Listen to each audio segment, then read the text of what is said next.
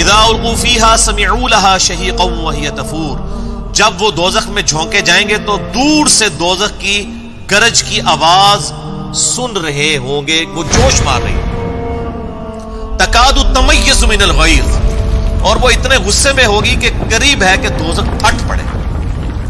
کلما القی فیہا فوج، جب کبھی بھی کسی گروہ کو ڈالا جائے گا دوزخ میں، سألہم خزنتها الم یأتکم نذیر، تو دوزخ کا داروغہ پوچھے گا اوے تمہیں کوئی پیغمبر نہیں آیا جو ڈراتا آج کے دن سے؟ دوزخ تک پہنچ گئے ہو۔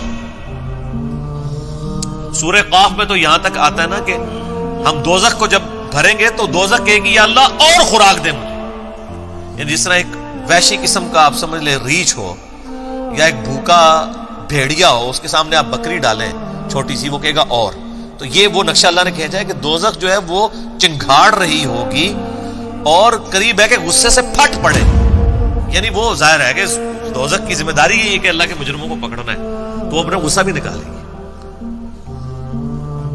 تو اللہ تعالیٰ فرماتا ہے کہ جب کبھی کسی قوم کو داخل کیا جائے گا دوزخ میں تو دوزخ کے داروغہ پوچھیں گے کہ کیا تمہارے پاس کوئی ڈر سنانے والا نہیں آیا تھا، یعنی کوئی پیغمبر۔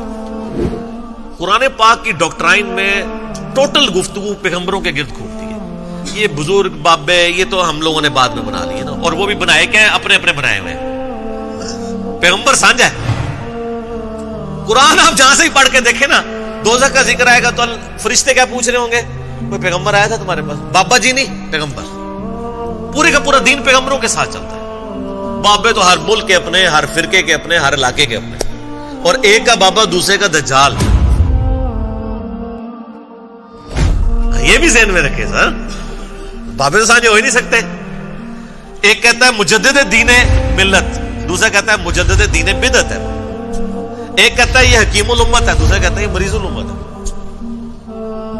اور دونوں طرف کروڑوں لوگ ہیں کہنے والے، تھوڑے نہیں ہیں۔ قرآن کی ڈاکٹرائن میں پیغمبر ہے، جب کبھی کسی قوم کو دوزخ میں ڈالا جائے گا تو اس کا داروغہ پوچھے گا، اور اس کا نام آیا ہے سیدنا مالک علیہ السلام، پارہ نمبر 25 کے اندر، کہ بھئی کوئی آیا تمہارے پاس، کوئی پیغمبر نہیں آیا یار؟ قالوا بلا قد جاءنا نذیر، وہ کہیں گے ہاں ہمارے پاس ڈر سنانے والا پیغمبر تو آیا تھا۔ فکذبنا وقلنا ما نزل اللہ من شیء، تو ہم نے اسے جھٹلا دیا اور ہم نے کہا اللہ نے کوئی چیز نازل نہیں کی۔ ان انتم الا فی ضلال کبیر، تم تو نہیں ہو مگر کھلی گمراہی میں۔ ہم نے پیغمبروں سے ٹکر لے لی۔ ایک تو ڈائریکٹ ٹکر ہے نا کہ ایک بندہ پیغمبروں کے ہونے کا انکار کر دے، اور ایک دوسری ٹکر ہے کہ آپ کو پیغمبر تو ماننا ہے لیکن آپ کی بات کوئی نہیں ماننی۔ اے جہاں بٹھا اگلا کس نے ڈٹا، دونوں ایک لیول کے جرم ہے اپنے انجام کے اعتبار سے، ایک عملی کفر ہے ایک اعتقادی کفر ہے، والعیاذ باللہ تعالی۔ وقالوا لو كنا نسمع ونعقل ما كنا في اصحاب السعیر، اور وہ کہیں گے کاش ہم نے دنیا میں بات سن لی ہوتی، اپنی عقل استعمال کر لی ہوتی تو آج ہم دوزخ میں نہ پہنچتے۔ یہ یونیورسل ٹروتھ ہے سر، اس آیت کے اوپر میں گھنٹوں بول سکتا ہوں۔ کئی لیکچرز میں نے کراس ریفرنس کے طور پہ اس آیت کو کوٹ کیا کہ دوست کی کہیں گے کاش ہم نے دنیا میں بات سن لی ہوتی اور اپنی عقل استعمال کی ہوتی، آج ہم دوزخ میں نہ پہنچتے۔ تو ویسے تو دوزخیوں کا کلام ہے نا، صحیح بھی ہو سکتا ہے غلط بھی، اللہ نے اس کو یہیں پہ کل کر دیا۔ فاعترفوا بذنبہم، انہوں نے اپنے اصلی جرم کا اعتراف کر لیا، اللہ نے بھی مان لیا کہ یہ بات یہ سچی کر رہے ہیں۔ ویسے تو ہو سکتا تھا نا کوئی شخص یہ کہتا کہ نہیں وہ، یہاں تو لوگ کہتے ہیں نا عقل دے جڑے نا وہ عشق دے چلے نمبر لے گئے، عقل والے ہیں انجے ہی عمرہ گالیاں۔ قرآن بالکل الٹ بات کر رہا ہے، قرآن کہہ رہا ہے عقل والے نمبر لے گئے جنہوں نے اپنی عقل استعمال کی۔ وہ پھر ظاہر ہے وہ عقل تو استعمال نہیں کرنی، پھر وہ کبھی ہم ان کو قرآن کی آیت سنائیں گے، کوئی حدیث سنائیں گے، وہ کہیں گے جی وہ جناب بلے شاہ نے ناچ کے مرشد بنایا سے، کبھی کہہ دیں گے علم بس کریو یار۔ حالانکہ پیغمبروں کی وراثت کیا ہے؟ علم۔ انما یخشی اللہ من عبادہ العلماء، اللہ کی خشیت اور معرفت اہل علم کو ہے۔ نبی علیہ السلام نے قرآن میں جو دعا ہے اللہ سے کیا مانگی ہے؟ اللہ میرے عشق میں، میرے وجدان میں، میری بزرگی میں اضافہ کر دے، ربی زدنی علما۔